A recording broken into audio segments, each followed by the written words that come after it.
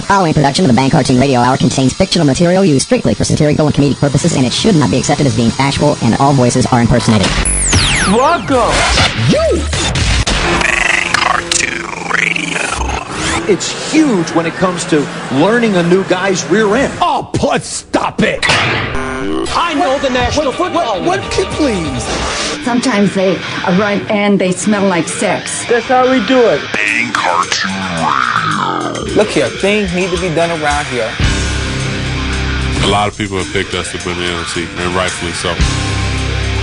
Welcome to the Bang Cartoon Radio Hour. I did my job. I showed up. I know.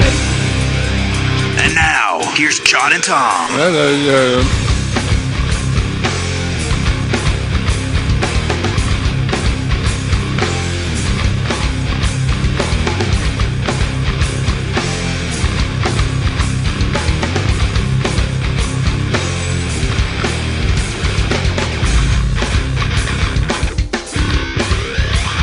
Give to McGahee. He's got a seam. He's got a big hole. He can go. He's at the midfield. There's nobody who's going to touch him. Willis McGahee. He's going to go all the way.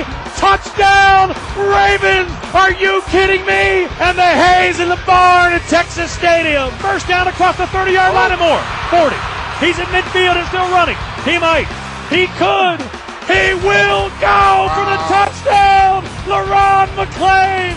And it's all over at Texas Stadium. As John Meredith used to say, turn out the lights, the party's over. And the Cowboys are done at Texas Stadium. Blah, blah, blah, blah, blah. Dude, I want to tell you right now, I'm going to give you my impression of myself after I saw Willis McGahee go right up the middle. All right, go ahead. Ready? This is me right after I saw Willis McGahee go 77 yards up the middle. Ready? Oh, my God. Oh, my God. Did you see that? He looked like Jesus Christ. All right, now, here's my impression of me right after LaRon McClain went up the middle. What was it, 82 yards? Yep. Oh, my God.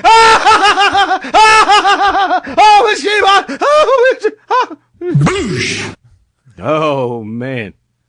Anyway. That didn't even happen. That was a nightmare, and I'm still trying to wake up from the dream. You know, it's just, I can't even believe that happened.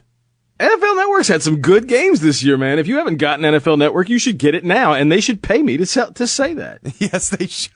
They should. But, dude, do you hear what I mean when I talk about NFL Network? Even Texas Stadium sounded quiet. Yeah. You know, they just don't have the sound right. I don't know. Well, they need more mics down there is what they need. Yeah, it's ridiculous. You know, I was talking to a guy that was at the Ravens-Redskins game and said that they set microphones up about 7 or 8 feet away from the crowd, pointed right at the crowd. Yeah. And I heard, in the fourth quarter, I heard they have these stupid bird calls. Rah, rah, right? Somebody leaned over that thing and was right in the microphone doing it while Jason Campbell's calling signals. And it was like, Jesus Christ, coming over the PA. Rah! Rah! Well, your response to the 2 runs in Dallas was probably the same as your response to this. McNabb back to pass. He's got time. Pumps to the end zone. Caught at the 1-yard line. He stopped short. 2-1. Game over. Redskins win it 10-3. They win it 10-3 as the clock expired. Okay, now that was on WTEM Redskins radio. Sounds a little bit different when you listen to it here from WISP Eagles radio. Never any question when Reggie Brown went up that he was short of the goal line. This was clear cut. He was a yard outside the goal line, and the Eagles go down to a bitter defeat. It was bitter indeed. This hurts as much as any Eagles defeat I have been around. This absolutely is right there with the most difficult defeats for Eagles fans to swallow. The Eagles scored no touchdowns. They scored 3 points against the Redskins defense that last week gave up 20 points to the Cincinnati Bengals. Merrill Reese needs to realize that game against the Bengals was an anomaly. All right, they had been beaten up by that point and had just basically laid down at that point. Right. Which is inexcusable. But, dude, face it, Merrill Reese, okay? This is twice now. We've swept your team. The Redskins, you're acting like this is the Lions that beat your team. Right. I mean, Jesus Christ. You know, we swept them. You had a 14-point lead on us the first time. No touchdowns.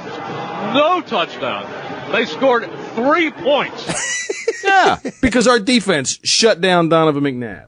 Boy, they did. Which was nice to see. However, it didn't make any difference. They still have a win and in, right? They win and they're in. Who, Philly? Right? I'm not sure how it works out for them. I know for the Cowboys it's winning in, but what if the Cowboys lose? What if the Eagles win? If the Eagles win, they actually need help. They need Tampa Bay to lose a game. Chicago is still in this hunt. Tonight they got to play. Yeah, this is Monday, folks. Yeah. Hi. Yeah, we're getting ready to watch the game here. We got a short show. I mean, it's a long show, but we're gonna have some best of segments in it. It's that week. Christmas. It's Christmas week, so. Yeah. But, they got to play tonight against Green Bay.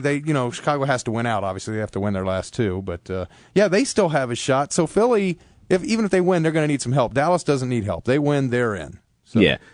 Well, I'll tell you what, it's unfortunate that it's Monday because I have not yet been able to tell you what's going to happen to the Cowboys this week because I haven't gotten a wind of it yet. But for the last month, every week we talk, I say, here's what's going to happen to the Cowboys this week, and it happens. Okay, so what's just going know to happen? That.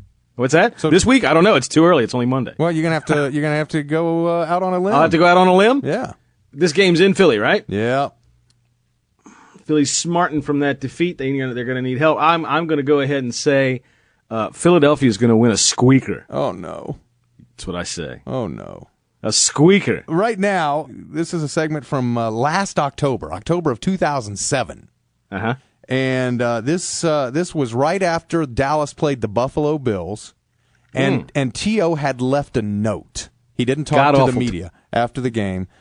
He left a note about why he couldn't be there, and I can't remember what the note is, but they'll get into it in this segment. Connoting, Tom. Connotes. He was It was a connote that he left. So from October 2007 on the Bang Cartoon Radio Hour, here is Skip Bayless versus Stephen A. Smith. Terrell Owens proves once again he is all-time great at one thing and one thing only, and that is self-promotion, because he knew he could create much more media hysteria, we're talking about it now, by not talking, by posting his cute little Dear Media note, and he knew that he did not want to answer questions with Randy Moss coming to town about the two crucial late passes he dropped in that Buffalo game that should have cost the Cowboys that game. I don't have to say anything. I know how to play football. Right. And should have reminded people once again that this guy is routinely an all-time choker when it really counts. First of all, my response would be, why do you care? The reality, you really need to check yourself. I don't know who you need to talk to about your personal animus towards Terrell Owens. But my what?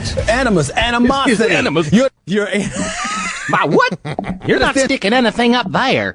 Towards you don't know what that means. I'll educate you about that. I know what it means. I can't believe you know what it means. Please, come on now. But the reality is this. Seriously, though, T.O. is a big-time player. We all know that. And so we do? Listen, yes, we do. Bottom line is this. You talk about self-promotion. What's the problem with it?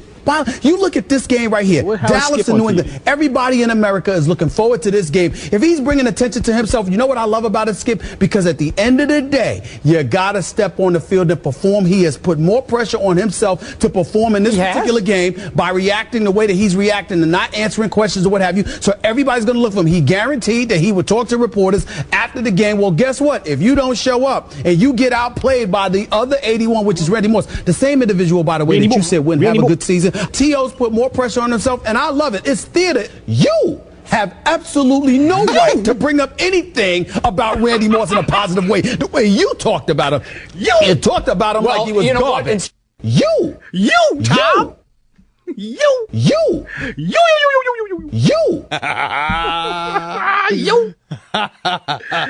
Damn, man. They are fun, aren't they? And Skip Bayless talking about self-promotion. Well, duh, how does a little squirt like you get on television, dude? Yeah, right. I mean, how did you get where you are? This is the way it works these days. And, honestly, all the knock on T.O. is that when he talks to the media, he speaks too much, right? Right. And that's where he gets himself into trouble. So now that he says, I'm going to be smarter than that, I'm not going to talk. Oh, that's terrible. You're supposed to talk. You're supposed to say something stupid. How am I supposed to do my job unless you say something stupid? You know what I'm saying? He's damned if he does, and he's damned if he doesn't. Right. That's a good All one. right. Now they are asked whether they would, which player they would rather have on their team, T.O. or Randy Moss? T.O. is a stud as far as I'm concerned. He's more physical. He's more physical. Okay. And that's what I love. Physical? Yeah, Randy Moss is north-south. He's a deep threat. But over the middle and all of that stuff, I'm not feeling Randy Moss the way I'm feeling T.O. And I'm telling you right now, I think they're both going to have big games Sunday. I think T.O. is going to show up. All right, Skip. This is not even close. Terrell Owens is not in Randy Moss's league because Randy Moss, you forget, is 3 years younger. If we're doing it right now, 3 years younger. He is much faster. He is, to me, much tougher. He'll still go over the middle and catch passes. Are you serious?